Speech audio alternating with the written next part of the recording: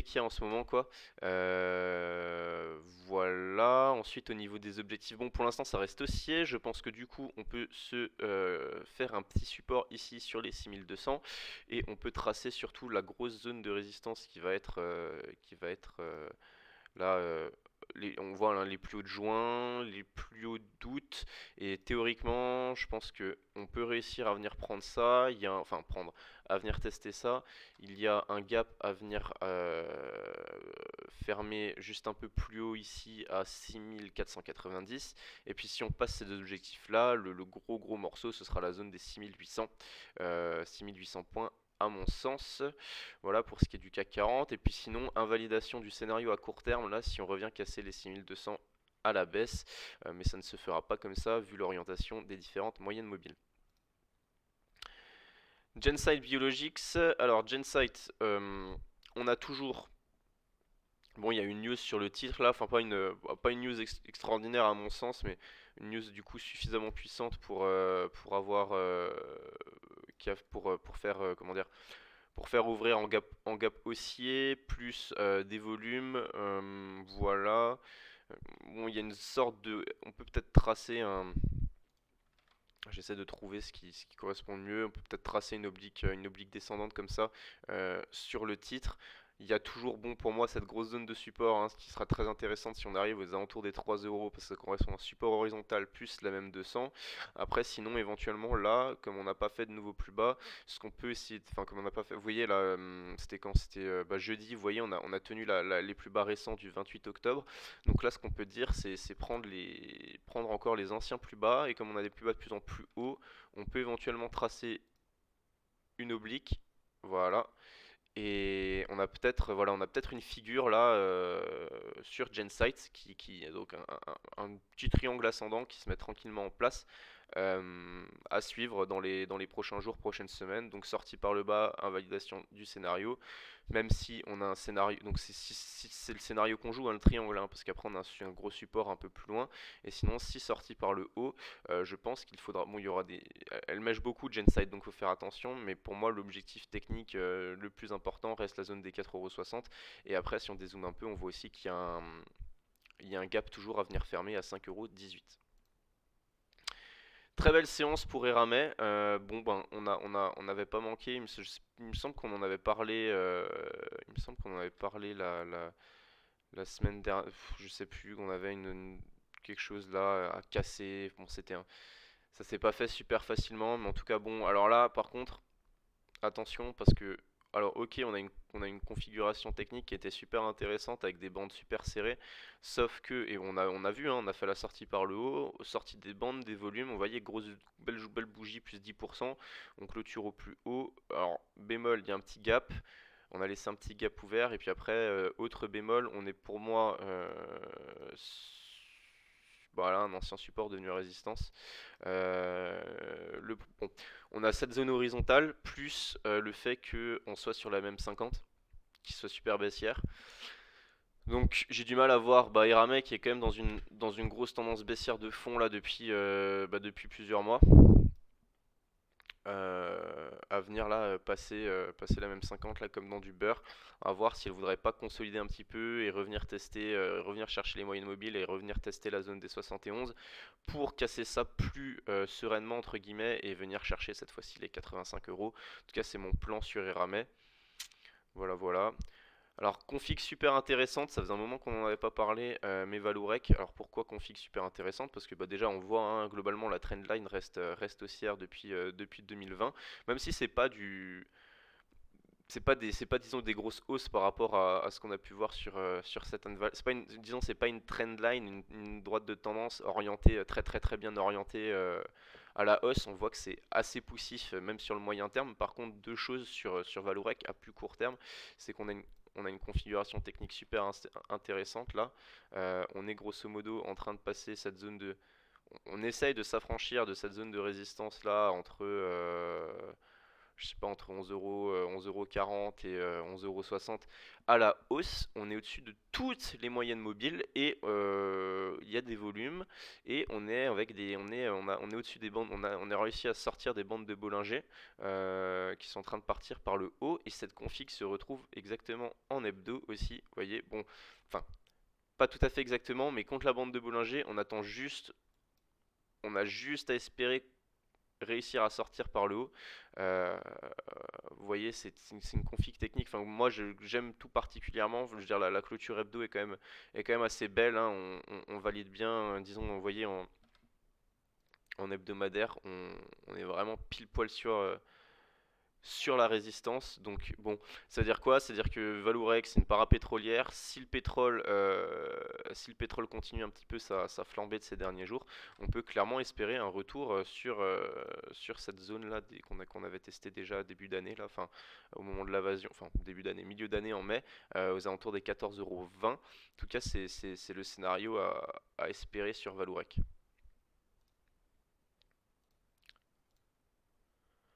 Médincel, alors Médincel, bon, j'en ai parlé sur Twitter, c'est un des seuls graphes que j'ai tweeté. Franchement, je ne vois pas un milliard de choses en ce moment. Je ne fais pas non plus grand chose malgré la hausse du CAC. C'est toujours un peu biaisé parce que bah, c'est le luxe qui prend tout quoi, et puis le reste c'est souvent très poussif. En tout cas, Médincel, on a eu une news, on a eu des volumes. Donc là, je dézoome, je rezoomerai après. On a eu des volumes, on est revenu tester une énième fois, enfin du coup une quatrième fois l'oblique, là, la résistance oblique baissière. Encore un échec. On a un gap qui est laissé ouvert malgré les volumes, pardon.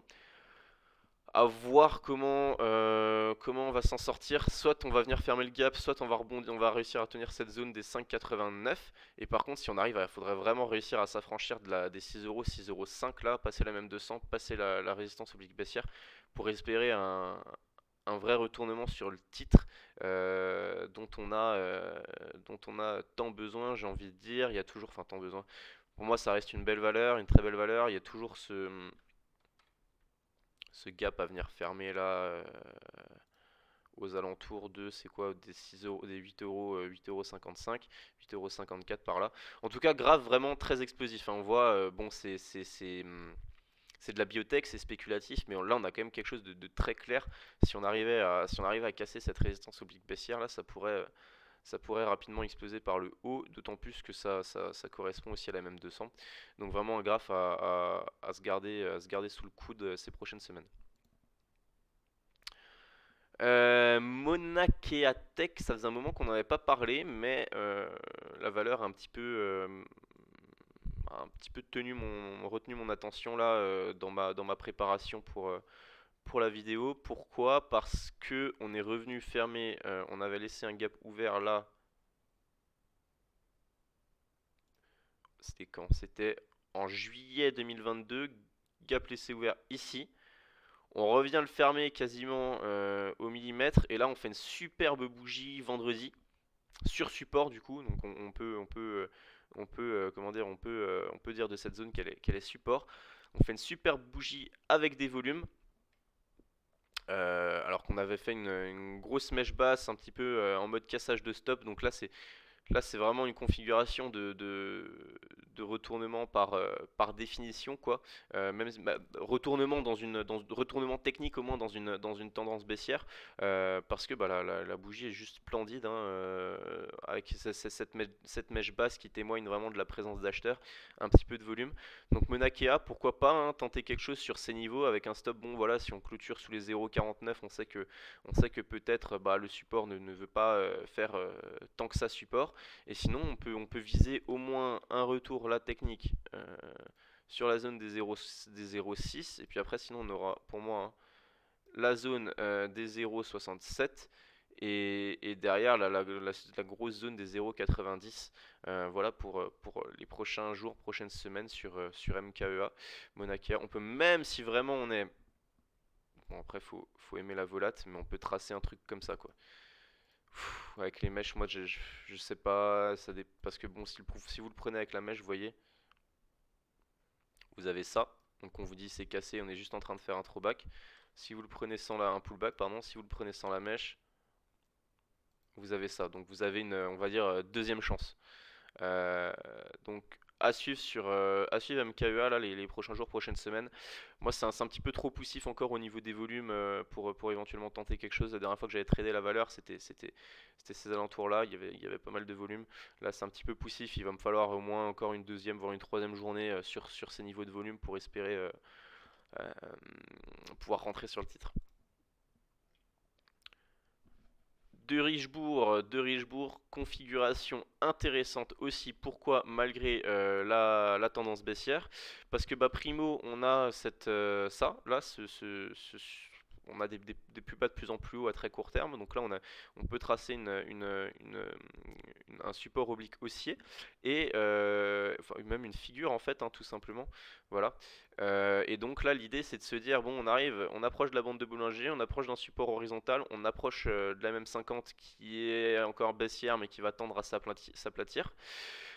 Donc on est dans une config assez intéressante. Pourquoi? Parce qu'on est en bout de figure sous résistance. Donc là on se dit bah, si les indices veulent continuer leur rallye là depuis 2-3 semaines, ou ouais, deux solutions. Soit on a les indices qui veulent continuer leur rallye un petit peu depuis 2-3 semaines, et ça peut être un catalyseur potentiel pour de Richebourg. Soit si les indices veulent ralentir, stabiliser un petit peu, ça peut aussi être un catalyseur pour ce genre de valeurs qui sous-performent complètement le marché et qui sont complètement oubliés. Bah, tout simplement parce que ça pourrait amener des volumes sur ce genre de valeur. Donc là, on est vraiment à la croisée des chemins. La sortie par le haut, là, la cassure des 4,70, 4,75 pourrait, techniquement, il y a le premier objectif, si on a un gap là, à venir fermer à 5,07 €. Donc ça vous ferait quand même, ça pourrait faire quand même potentiellement, si je prends depuis la cassure, un objectif à +8. Et sinon, objectif numéro 2, cette zone là, ici à 5,40 €. Et après, bon, sinon, les objectifs un petit peu plus haut, il y a d'autres gaps à venir fermer sur de Richebourg. On est quand même sur des valeurs qui se sont fait vraiment, vraiment matraquer euh, et qui semblent vouloir peut-être rebondir, même si c'est vraiment très très baissier encore de Richebourg. Là, c'est vraiment pour jouer un scénario hyper court-termiste et gagner 15-17% dans le meilleur des cas. Alstom. Alors Alstom, attention, on arrive sur la résistance dont on a parlé depuis 2-3 semaines. Nous, on est dedans, enfin on est dedans.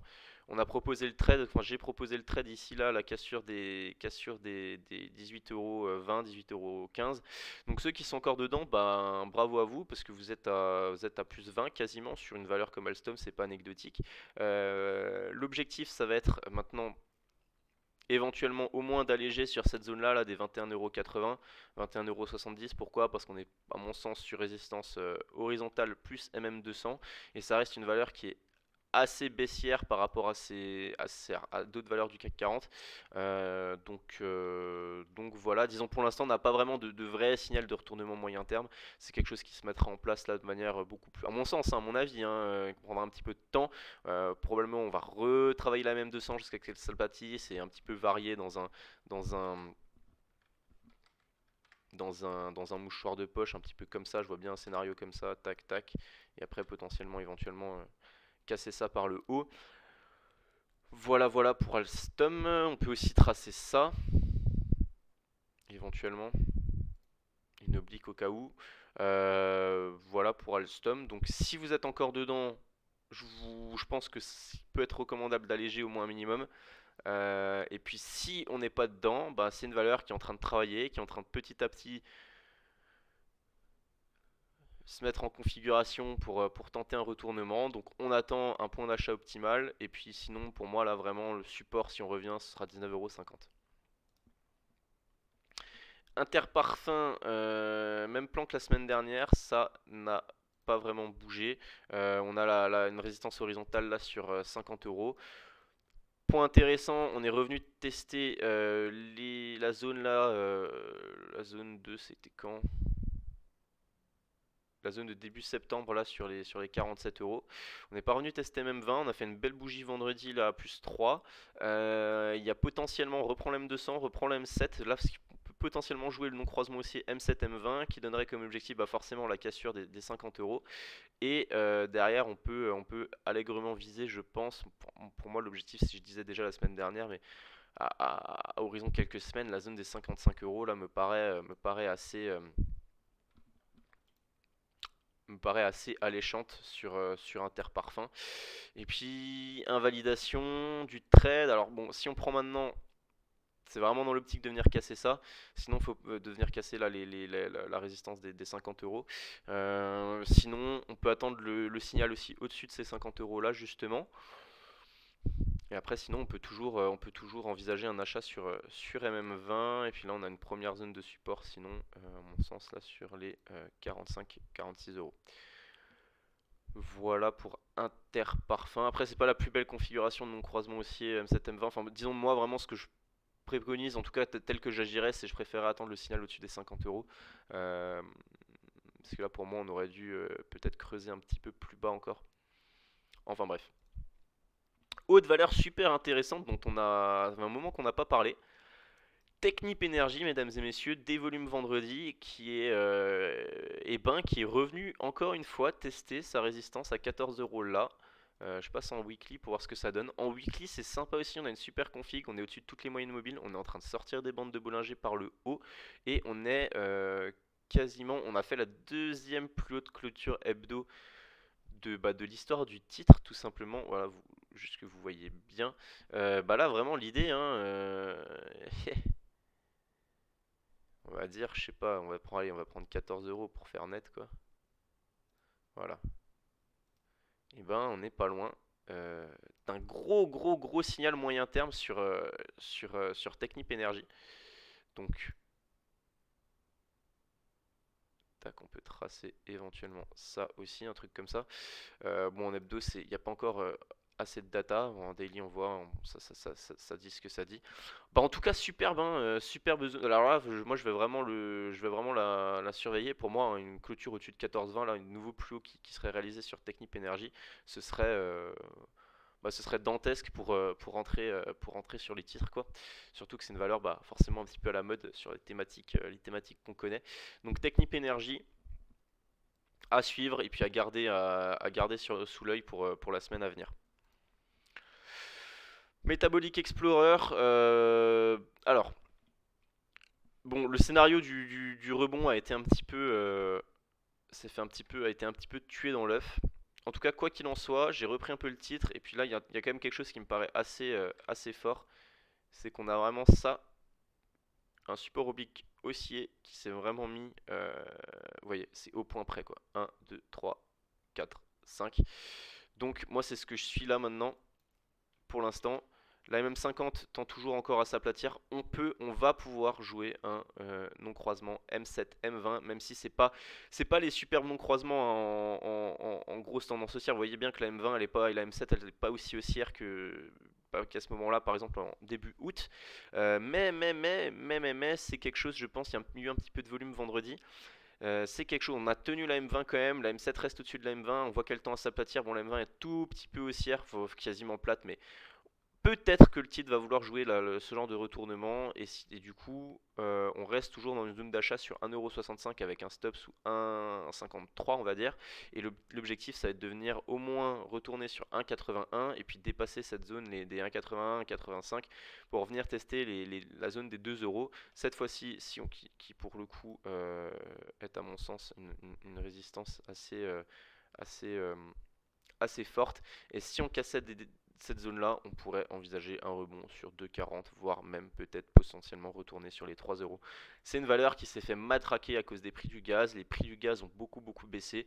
Donc peut-être que Metabolic Explorer va redevenir une valeur un petit peu plus... Enfin comment dire, elle s'est fait très fortement sanctionner. On sait que les revalorisations, ça se passe pas comme ça sur des dossiers qui se sont fait laminer.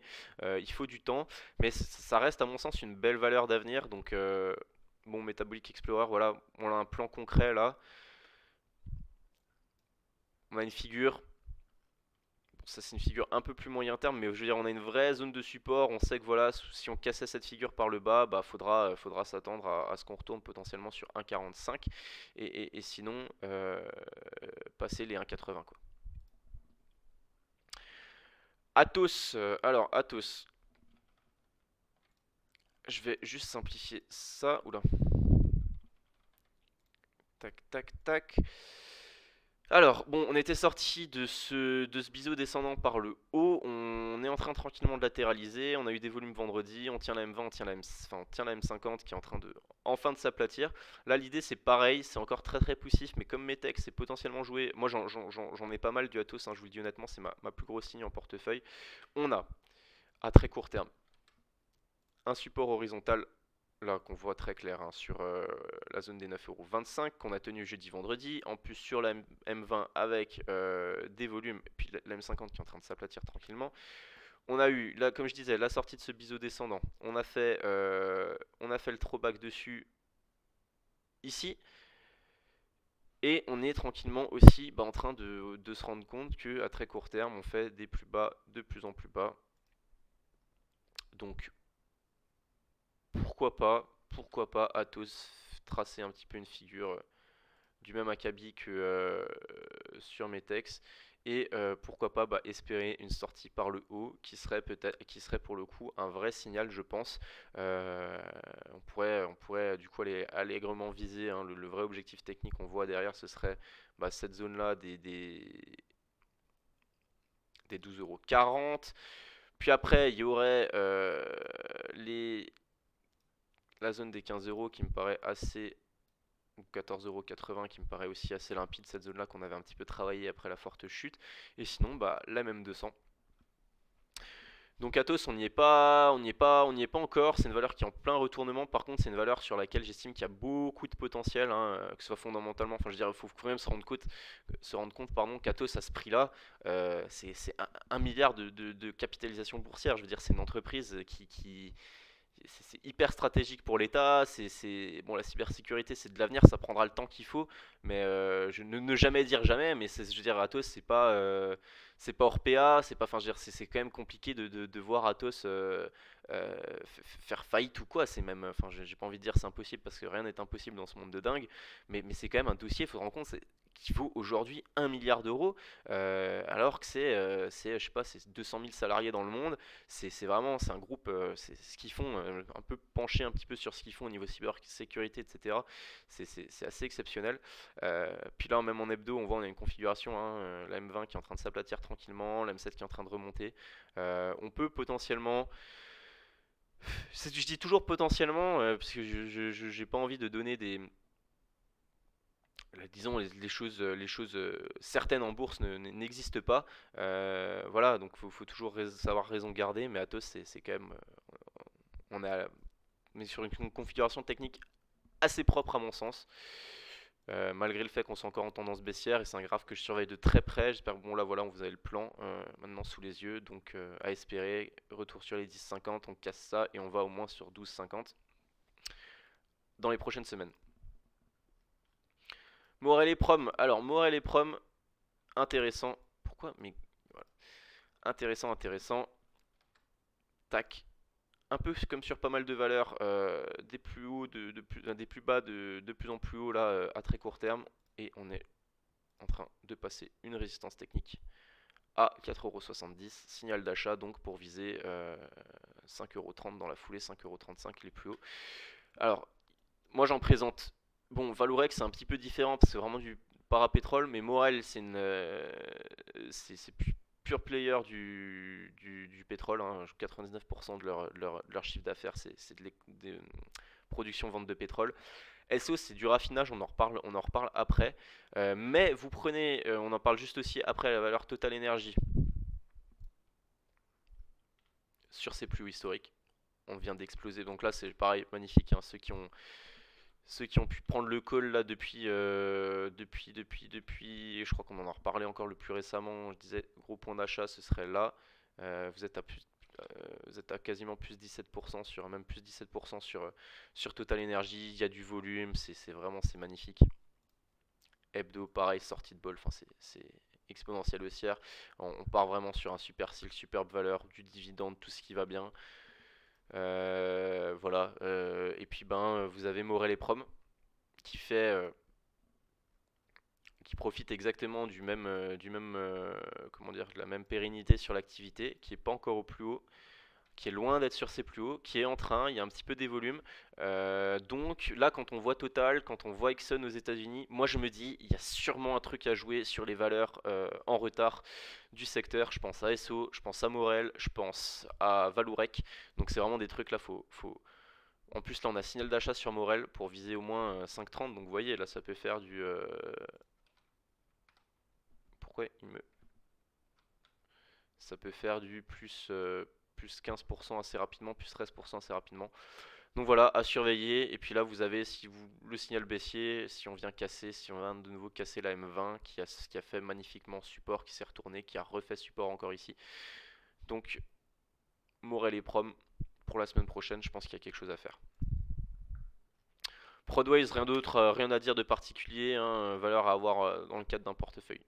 Suite tendance, moyen terme, on latéralise sous les plus hauts à 3, vers 3,80. On est sur 3,60, la tendance reste très haussière, la M200 est tranquillement en train de se retourner. Magnifique valeur. Crossject, on continue. Depuis l'augmentation de capital du 3 octobre, qui a redonné un peu de dynamique au mouvement. Bon, le graphe est assez...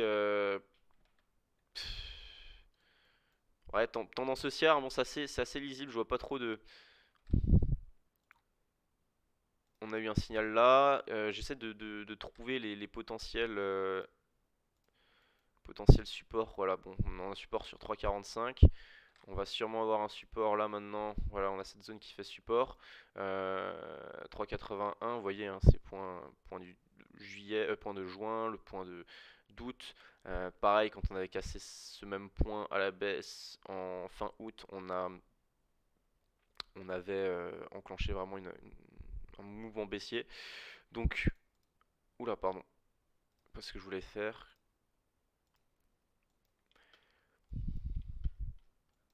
En hebdo, ça reste aussi vraiment intéressant.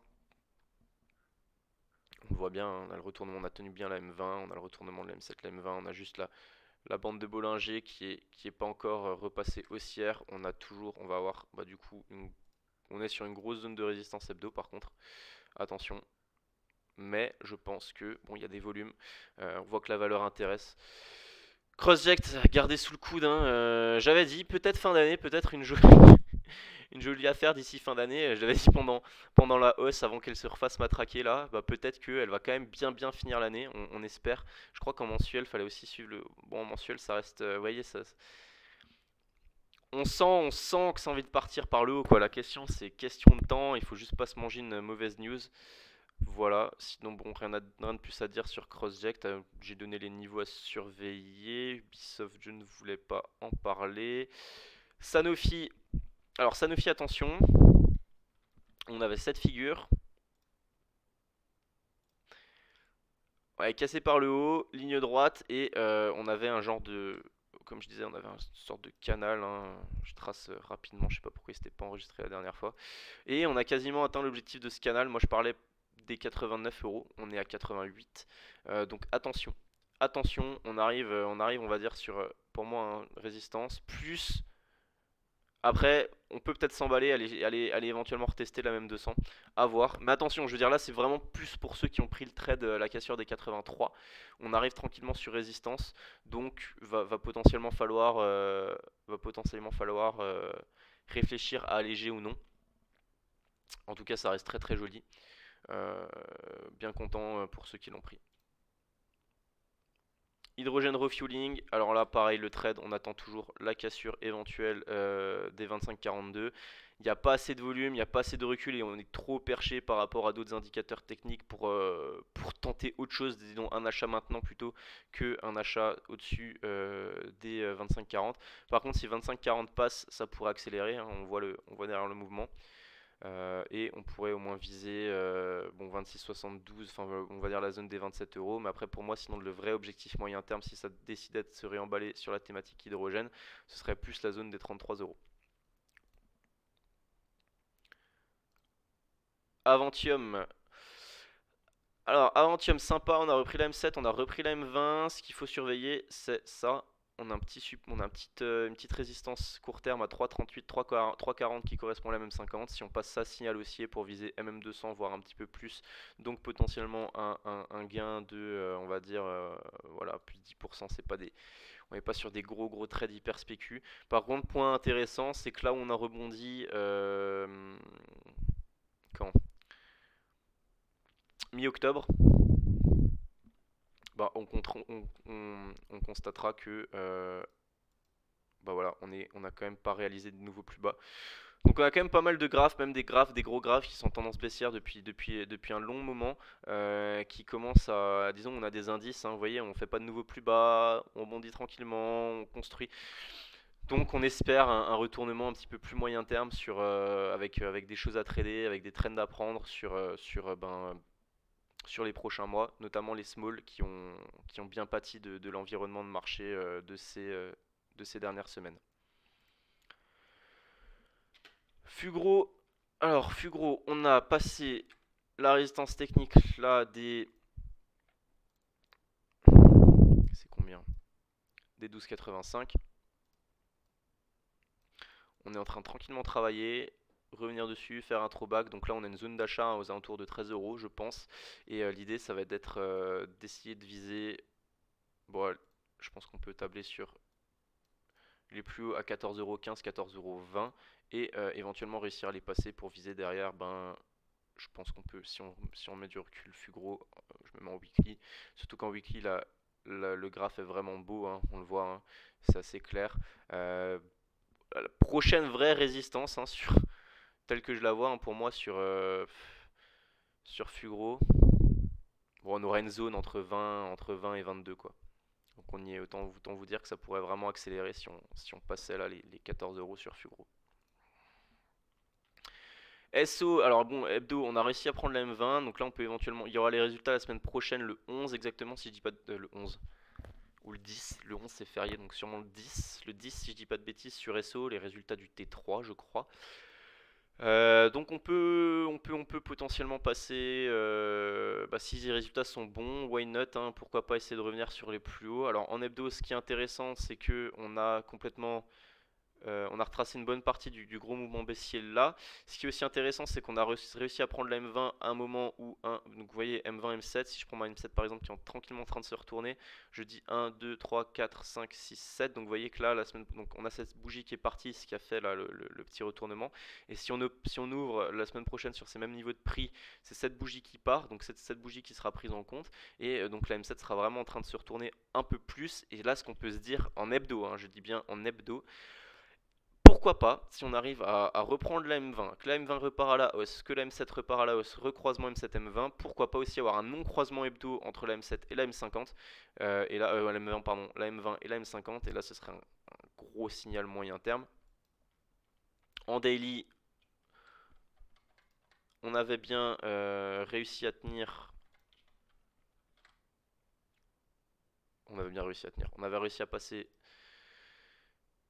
cette zone des 53 euros. On voit, hein, on a le signal, on est en train de se maintenir au-dessus, on est en train de travailler, ça prend du temps. Mais moi je maintiens, je pense là, quelqu'un qui veut prendre la valeur maintenant, ça reste ça. Bah, on est repassé aussi à court terme. On est au-dessus de la M50. Là, il faut juste avoir à l'idée qu'il ne faut pas hésiter à sortir si on revient de nouveau à casser les 52. Sinon, bah, objectif retour sur les 67. Surtout quand on voit la gueule du pétrole en ce moment et les parapétrolières qui tirent un petit peu tout ça vers le haut. Voilà. Et après, sur SO, vous avez un petit peu l'aspect spéculatif aussi par rapport aux dernières news fondamentales dont je ne vais pas m'attarder ici parce que c'est pas l'objet, mais si ça vous intéresse, je vous conseille d'aller voir au niveau des actualités d'SO. Il y a un très bon article sur les échos qui est sorti il y a 2 ou 3 semaines. Cogra, bientôt au point d'achat, on attend toujours cette fucking MM200. MM200 plus, hein, donc on va voir ça, donc MM200 plus éventuellement sinon si on veut faire une mèche, la zone des 12,70, donc zone là à suivre pour un achat. Pareil, surtout que ça, horizontalement, on sera vraiment sur un gros support. Donc là, on va entrer en zone d'achat sur Cogra après un long essoufflement, j'ai envie de dire. Poxel, très spéculatif, mais c'est un petit peu la même chose que sur Metex et le même graphique que sur Metex et ce que j'expliquais et l'interprétation que j'en faisais il y a de là quelques, je crois que c'était la vidéo de il y a 2 semaines si je dis pas de bêtises. En tout cas, Poxel, même chose. Pourquoi? Parce que pour moi, on avait grosse zone de support là. Vous voyez, en plus, c'est assez limpide. Ben, elle tient bien quoi. C'est-à-dire qu'on aurait plusieurs fois pu penser que, ah purée, le gros support lâche, le titre va se casser la gueule. Et ben non, il arrive, malgré le fait qu'il ait un petit peu lâché les anciens plus bas annuels là, du 24 juin récemment. Un petit peu comme Metex, il n'y a pas eu de ce gros mouvement baissier qu'on aurait pu anticiper. Il a réussi à bien se maintenir dans cette zone-là, à travailler. Puis là, surtout, on a la M20 qui commence à s'aplatir. C'est très très neutre à court terme. On a des bandes qui sont de Bollinger qui sont hyper serrées, donc vous savez que ce type de configuration, ça laisse toujours présager d'un mouvement, disons, assez fort dans un sens comme dans l'autre en fonction de la sortie. Le seul gros bémol, c'est que cette config se met en place vraiment juste sous une MM50 qui est très très baissière, donc disons que ça limite un petit peu le potentiel de hausse à très court terme, vu que bah, une MM50 qui est aussi mal orientée, ça fera, disons, il y a de grandes chances que ça fasse résistance le cas où on viendra sortir par le haut de cette figure et à tester. En tout cas, je pense qu'il y aurait quelque chose à faire sur Poxel en cas de cassure des 1,58€. Et après, il faudra se laisser un peu de temps. Mais je pense il faut pas hésiter à placer un stop enfin, bah, les plus bas, hein, quoi. 1,55, vous savez que sous 1,55, votre scénario il est caduque. 1,45, pardon, votre scénario il est caduque. Donc là, on a, je pense, un bon ratio gain-risque. C'est une valeur qui peut être assez spéculative. Donc, faut pas hésiter à avoir un stop un peu plus large. En tout cas, premier objectif, si on venait à passer cette zone, je pense qu'à très très court terme, on pourrait au moins venir viser les 1,72. Greenvolt, donc quelqu'un m'a demandé Greenvolt. Alors Greenvolt, c'est une valeur portugaise qui fait du solaire et de la biomasse, donc un peu axé énergie renouvelable. C'est la première fois que je prends le graphique, donc je découvre. On n'est pas sur le graphe le plus dégueu de la cote. Il y a eu des volumes récemment. Est-ce qu'en hebdo, je vais y voir un petit peu plus clair? Non. Non, non, non. En tout cas, je vais voir un support là. Un gros support aux alentours des 6,80€.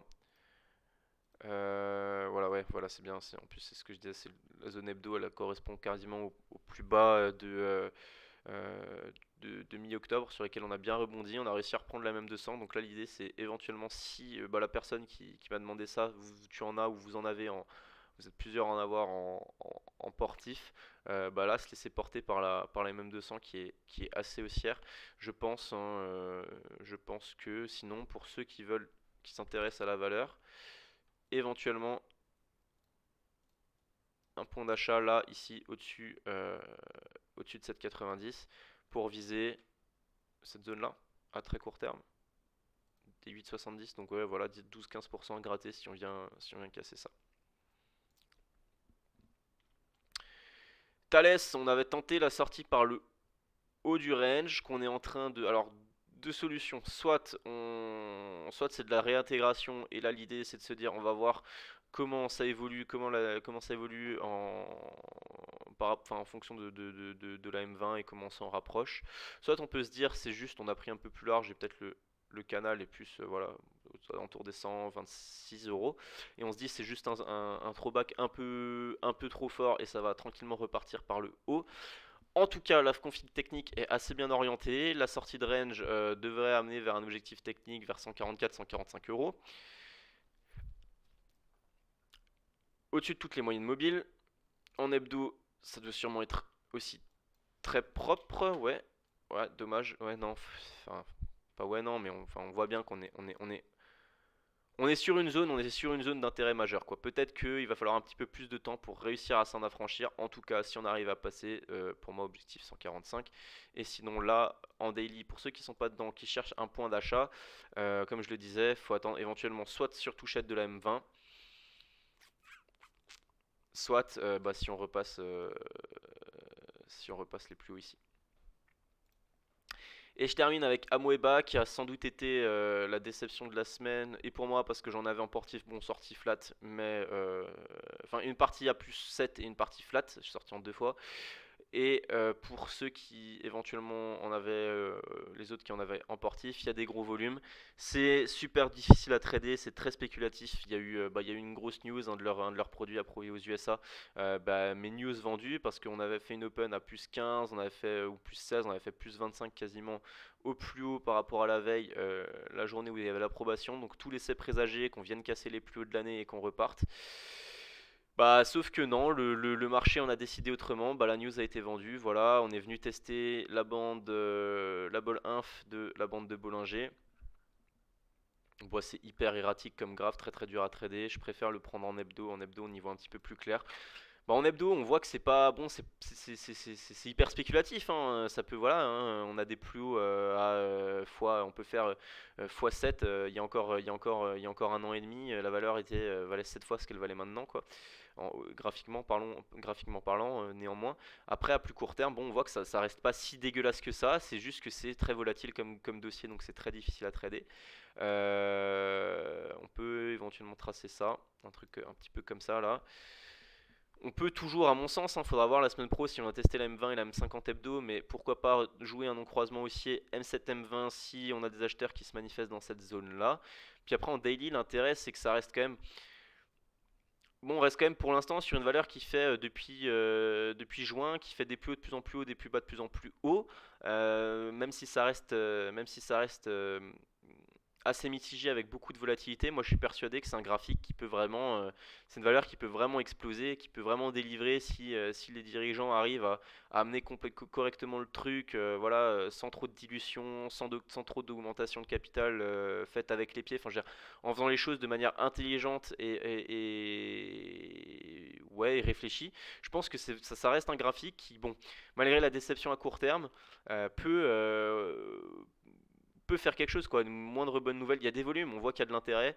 On est au-dessus de la même 200 qui est tranquillement en train de s'aplatir. On est, voilà, sur un graphique qui est en train de changer de cycle, qui passe d'un cycle baissier à un cycle neutre, en attendant d'éventuellement trouver un cycle haussier qui pourrait être porté par bah, les fondamentaux de l'entreprise qui sont tranquillement en train de se développer.